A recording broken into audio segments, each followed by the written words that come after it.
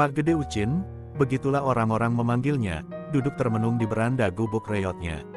Angin sore menerpa rambutnya yang memutih di beberapa sisi, membawa aroma keringat yang belum sempat ia bersihkan setelah pulang berdagang. 20 tahun.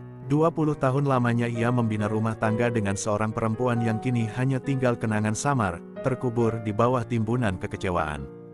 Perempuan itu pergi, meninggalkan rumah yang dibangunnya bersama, meninggalkan hati yang hancur berkeping-keping. Selingkuh, kata orang-orang. Pak Gede Ucin tak pernah mau menyalahkan, hanya menerima. Kini, ia memilih kesendirian, di gubuk kecil yang menjadi saksi bisu kesunyiannya.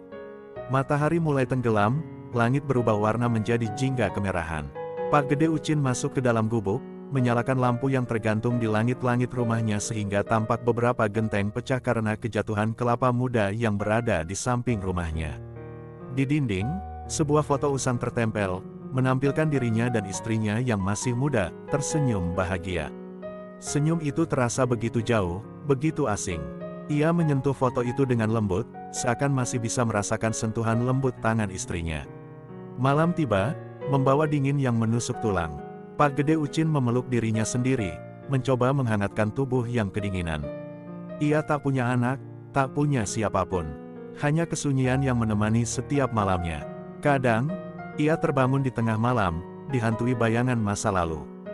Bayangan tawa, tangis, dan pertengkaran. Bayangan kenangan indah yang kini berubah menjadi duri yang menusuk hatinya. Namun, di tengah kesunyian dan kesedihannya, ada secercah cahaya. Cahaya kecil yang berasal dari dalam dirinya sendiri. Ia masih bisa menikmati keindahan alam, masih bisa merasakan hangatnya secangkir kopi di pagi hari. Ia masih bisa menemukan kedamaian dalam kesendiriannya. Ia belajar untuk memaafkan, untuk menerima, dan untuk menjalani hidup dengan cara yang berbeda. Gubuk reyot itu, yang dulunya menjadi simbol kehancuran, kini menjadi tempat peristirahatannya, tempat ia menemukan kedamaian dalam kesendiriannya. Ia bukan lagi korban, tapi seorang yang tegar, yang mampu melewati badai kehidupan dengan senyum yang terukir di balik kesunyiannya. Embun pagi membasahi rambut Pak Gede Ucin yang mulai memutih di beberapa bagian. Ia duduk di beranda gubuk reyotnya, menikmati secangkir kopi di meja kecil di teras rumahnya. 20 tahun. 20 tahun ia dan istrinya, menjalani biduk rumah tangga.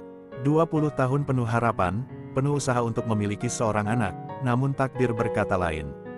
Kehampaan itu, ditambah dengan pengkhianatan istrinya menghancurkan Pak Gede Ucin. Perceraian menjadi titik terendah hidupnya. Ia merasa dunia runtuh, tubuhnya kurus kering, matanya selalu sembab. Namun, di tengah puing-puing rumah tangganya yang hancur, ia menemukan sesuatu, kebebasan. Ya, sebuah kebebasan dari harapan yang tak terwujud, kebebasan dari rasa sakit yang tak berujung. Ia memilih hidup menyendiri di gubuk reyot peninggalan yang ia bangun berdua. Di kehidupan yang sederhana, jauh dari hiruk-pikuk kota, hari-harinya diisi dengan berdagang dan membaca buku-buku tua. Ia menemukan kedamaian dalam kesendiriannya. Tanpa tuntutan, tanpa perselisihan, hanya ada ia dan alam sekitarnya. Matahari semakin meninggi. Pak Gede Ucin berdiri, mempersiapkan diri untuk berdagang kecil-kecilan. Tangannya yang dulu gemetar karena kepedihan, kini tangannya kokoh mendorong gerobak untuk berdagang. Tubuhnya yang dulu kurus kering, kini mulai berisi, sehat dan kuat. Bukan karena makanan mewah, tapi karena kedamaian batin yang ia temukan. Ia menyadari, kebebasan yang ia pilih, sekalipun pahit di awal, telah menyembuhkan luka hatinya. Kini, di gubuk reyotnya, ia menemukan kebahagiaan yang tak ternilai harganya. Kebahagiaan sederhana, tanpa anak, tanpa istri, hanya dengan dirinya sendiri, dan alam yang selalu setia menemaninya.